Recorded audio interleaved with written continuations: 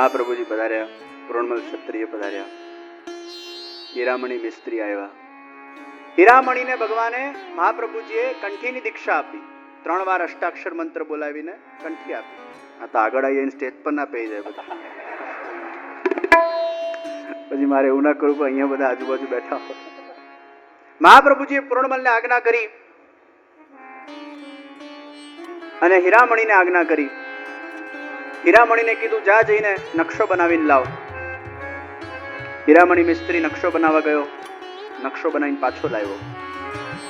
એમાં મંદિર બનાવેલું. એટલે મહાપ્રભુજી કીધું અમારા ઠાકોરજી નંદાલયમાં બિરાજે, નંદરાયજી યશોદાજીના ઘરમાં બિરાજે. તું ઘર બનાવીને લાવ, મંદિર બનાવીને ના લાવ. હીરામણી પાછો ગયો, પાછો આવ્યો, ફરી નકશો ખોલ્યો, ફરી મંદિર નીકળ્યું.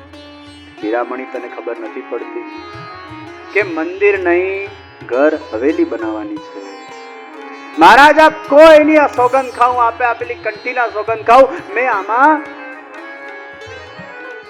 મંદિર હવેલી જ બનાવેલું, પણ આ મંદિર બની ગયું છે. મારા સામે બનાવો. સદુ પાંડે છે, મહાપ્રભુજી છે, સુરદાસજી છે, કૃષ્ણદાસજી છે, બધાની ઉપસ્થિતિમાં મુખિયાજી છે. નકશો બનાવવાનું ચાલુ થયું. પહેલા તો બરાબર હવેલી બનતી હતી, પણ જ્યારે ફિનિશિંગ ટચ આપવામાં આવ્યો ત્યારે બધાના સામે ચમત્કાર થયો અને આપમેળે બધી રેખાઓ એ ફરવા લાગી અને હવેલીમાંથી એ શિખરબદ્ધ મંદિર બની ગયું. મહાપ્રભુજી આંખ બંધ કરી અને બંધ આંખના અંદર શ્રીનાથજી બાબાએ મુસ્કુરાઈને આજ્ઞા આપી, હે શ્રી વલ્લભ, હું પુષ્ટિ પુરુષોત્તમ છું.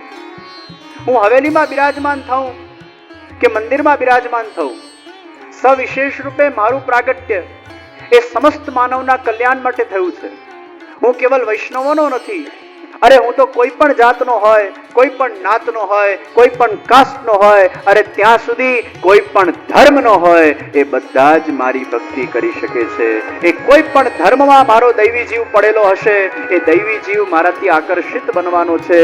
જાત નાતના ભેદભાવ વગર હું સર્વનું કલ્યાણ કરવા માંગુ છું. એટલે હવેલીના અંદર મારે બંધાવું નથી, હું મંદિરના અંદર બિરાજમાન થઈને પુષ્ટિ પુરુષોત્તમ રૂપે જ એ મંદિરના અંદરની હવેલીમાં હું બિરાજમાન થઈશ. તમારા ઘરમાં જ તમારી ઓફિસ હોય અને એ રીતે તમારું આખું ઘર હોય તો ઘર પણ કહેવાય અને તમારું ઓફિસ પણ કહેવાય. તો મંદિર એટલે ભગવાનનું ઓફિસ અને ઘર એટલે ભગવાનની હવેલી. हवेली અને મંદિરમાં આ ડિફરન્સ છે. वो भगवान का घर है, वो भगवान की ऑफिस है. મર્યાદા માર્ગમાં ભગવાન ઓફિસમાં બિરાજે છે. તમે જ્યારે ઓફિસમાં જાઓ ત્યારે ટાઈ સૂટ પહેરીને જાઓ, અપોઇન્ટમેન્ટથી તમે મળો, કામ પૂરતી ચર્ચા થાય. તો મર્યાદા માર્ગના મંદિરમાં તમે જાઓ, ભગવાનને કહો ભગવાન મારું આ કામ કરી દેજે, ભગવાન કહે છે ઓકે જા. એ મંદિર કહેવાય. તો મંદિર એ ભગવાનની ઓફિસ છે, પણ ઓફિસમાં તમે જ છો અને ઘરમાં તમે જ છો. પણ તમે જ્યારે ઘરમાં હો છો ત્યારે તમારા નજદીકના લોકો જ તમને મળે છે. तुम्हारे अपने ही तुम्हें मिलते हैं. બહુ ફોર્મલ રિલેશન પછી ઘરમાં નથી રાખતા. એટલે ભગવાન ઘરમાં બિરાજે છે પુષ્ટિ માર્ગમાં. મંગળાના દર્શન, શૃંગારના દર્શન, રાજભોગના દર્શન. એટલે મંગળાના દર્શન થાય એટલે ભગવાન એકદમ ઉઠીને નયા વગર દર્શન આપે. શિયાળાના અંદર દર્શન કરવા જાઓ, નાથબારામાં મોટી ગદલ ઉડાડેલી હોય, ખાલી મુખારબીન બહાર હોય, ભગવાન ઘરમાં છે. ઓફિસમાં તો આવું બધું ઓળીને જાઓ, કેમ કે નાયા નથી. પછી શિંગારના દર્શન થાય, સ્નાન થાય, પછી ખંડપાટ ચોકી આવે, રાજભોગના દર્શન. શહેરના અંદર ભગવાન નાઇટ સૂટમાં દર્શન આપે છે, કારણ કે ઘરમાં છે.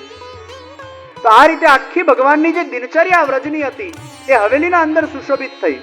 તો ભગવાનની જે હવેલી છે એ ભગવાનનું ઘર છે અને ભગવાનનું ઓફિસ એ ભગવાનનું મંદિર છે. પણ મંદિરમાં એ ભગવાન છે અને ઘરમાં એ ભગવાન છે, ખાલી એની વ્યવસ્થા અલગ છે. તો નાથદ્વારાનું જે મંદિર બની રહ્યું છે, ગિરિરાજના ઉપર જે મંદિર બની રહ્યું છે, એ હવેલી કમ ઓફિસ બંને ભેગું છે.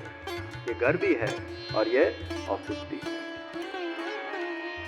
હીરામણી મિસ્ત્રી પાસેથી નકશો લઈને શ્રી મહાપ્રભુજી ગિરિરાજજી પાસે પધાર્યા અને જ્યાં શ્રી ગિરિરાજજી પાસે પધાર્યા, ગિરિરાજજીને વિનંતી કરી, હે પ્રભુ, આપના ઉપર શ્રીનાથજીનું મંદિર બનાવવાનું છે, શ્રીનાથજીની ઈચ્છા છે.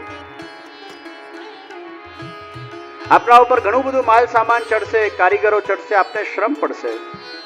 अरे मेरे प्रभु का मंदिर अगर मेरे शिखर पर बनता हो, ये मेरे लिए बहुत बड़ा सौभाग्य है. आप शीघ्र ही इसका कार्य आरंभ करो। अक्षय तृतीयाना दिवसे संपूर्ण वेदोक्त विधिना प्रमाणे श्री वल्लभाचार्यजी महाप्रभुजीए प्रथम ईंटने पधरावी छे અને હવેલી મંદિર બાંધવાનું એ સુંદર આયોજનની મંગલ શરૂઆત થઈ છે। પુષ્ટિ પુરુષોત્તમ શ્રીનાથજી એ હવેલી હોય કે મંદિર હોય એ બંનેમાં સમાન રહે છે। બે અલગ અલગ પ્રકારની બરણી હોય, બંનેમાં મિશ્રી ભરેલી હોય, બરણીનો આકાર અલગ હોય પણ મિશ્રી તો એવી ને એવી જ રહે છે। એ મંદિર હોય કે હવેલી હોય, પુષ્ટિ પુરુષોત્તમની મિશ્રી એઝ ઇટ ઇઝ રહેતી હોય છે। શ્રીનાથજી એ શ્રીનાથજી રહેવાના છે। હવેલી બંધાવવાનું સુંદર કાર્ય પૂર્ણબળ ક્ષત્રિયને નિમિત્ત બનાવીને ભગવાને જતીપુરાના અંદર ગિરિરાજના શિખર ઉપર એ સુંદર હવેલી નિર્માણના કાર્યનો આરંભ થયો। જોત જોતાના અંદર પૂર્ણબળ ક્ષત્રિય પાસે જેટલી મુદ્રાઓ હતી એ સમાપ્ત થઈ ગઈ છે। અધૂરું હવેલીનું કાર્ય એ રોકાઈ ગયું છે। ભગવાને કસોટી લીધી છે। પૂર્ણબળ ક્ષત્રિય થોથવાથી જીભને લઈને શ્રી મહાપ્રભુજી પાસે આવ્યા, દંડવત પ્રણામ કર્યા, હે ગુરુવર્ય, મારા પાસે જેટલું પણ ધન હતું બધું ખર્ચાઈ ગયું છે અને હવેલીનું કામ અટકી ગયું છે। બે ચાર શેઠિયા ઉભા હતા, કહેવા लाग्या, હે વલ્લભ પ્રભુ, આપ કહેતા હો તો અમે થોડુંક રાશિ આપીને આ અધૂરું કામ પૂરું કરીએ। શ્રી મહાપ્રભુજી કીધું, શ્રીનાથજી બાવાએ સ્વયં સ્વપ્નના અંદર આજ્ઞા એ પૂર્ણબળ ક્ષત્રિયને કરી છે અને જ્યાં સુધી પૂરણ અધૂરું કાર્ય પૂરું ન કરે ત્યાં સુધી એને પૂરણ ક્યાંથી કહેવાય? આ કાર્ય પૂરણબળ જ પૂરું કરશે। હે પૂરણ, તારા પાસે જે લક્ષ્મી હતી એ પિતાના વાસનાથી ઈમાનદારી વગરની કમાયેલી લક્ષ્મી હતી અને ઈમાનદારીથી કમાયેલી જો લક્ષ્મી ના હોય તો એ લક્ષ્મીથી ક્યારે પણ ભગવાનનું કાર્ય એકલા હાથે પૂરું થતું નથી। એમાં ચોક્કસ વિઘ્ન આવે છે, કારણ કે ખોટી લક્ષ્મી હંમેશા આજે ની તો કાલે ખોટી જગ્યાએ જવાની જ છે। એનો બગાડ થતો હોય છે તમારા હેલ્થના અંદર, એનો બગાડ થતો હોય છે નુકસાનના અંદર, એનો બગાડ થતો હોય છે ચોરી ચપટતાના અંદર। ખોટી લક્ષ્મી ક્યારે પણ ટકતી નથી। તમારા પાસે ટકી ગઈ તો તમારી 7 પેઢીમાં નહીં ટકે।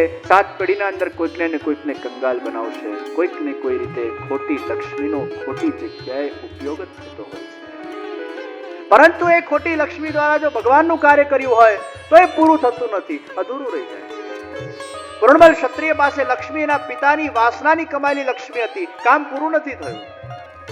હવે મહાપ્રભુજી કીધું, જા દક્ષિણમાં અને ધન કમાઈને લાવ, પણ ધન કમાવા માટેની ભાવના કેવલ શ્રીનાથજીના ચરણોમાં સમર્પિત કરવાની રાખજે। નિશ્ચિત રૂપે ભગવાન તને ખૂબ ધન પ્રદાન કરશે। તમે કોઈ પણ જગ્યાએ સારી ભાવનાથી કાર્ય કરો, ભગવાન તમને સામેથી ધન આપશે। બહુ ધન ધન ધન ધન કરીને જો તમે કાર્ય કરશો એમાં તમને મજા નહીં આવે અને તમારી એક્સપેક્ટેશન ફૂલફિલ નહીં થાય તો તમને દુઃખ મળશે। તમે કાર્ય કરતા જાઓ, તમે પુરુષાર્થ કરતા જાઓ, તમને ધન તો મળવાનું જ છે।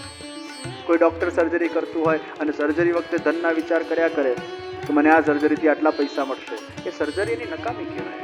એ ડોક્ટર બન્યો એ નકામો કહેવાય। પણ એની ભાવના જો શુદ્ધ હોય, સર્જરી કરતી વખતે એની ભાવના આવે, ભગવાનની કેટલી મોટી કૃપા છે કે ભગવાને મને કેટલું સુંદર સેવાનો અવસર પ્રદાન કર્યો છે, ભગવાને મને ડોક્ટર બનાવ્યો છે, અરે આની સર્જરી કરીને મને કેટલી બધી દુઆઓ મળશે, આના પરિવારમાં હું ખુશી માટે નિમિત્ત બનીશ। આ ભાવનાથી એ સર્જરી કરશે તો એની ભાવનાના અંદર ક્યાંક ને ક્યાંક પોઝિટિવ ઉર્જા આવશે અને એ ઉર્જા જ્યારે એના અંદરથી નીકળતી હશે ત્યારે એની સર્જરી પણ સક્સેસફુલ થશે। એક સારી ભાવનાથી એને એક મેન્ટલ સેટિસ્ફેક્શન મળશે। પણ પૈસો પૈસો પૈસોનો બહાર રાખી જો સર્જરી કરશે એમાં મજા જ નહીં આવે, સેટિસ્ફેક્શન નહીં।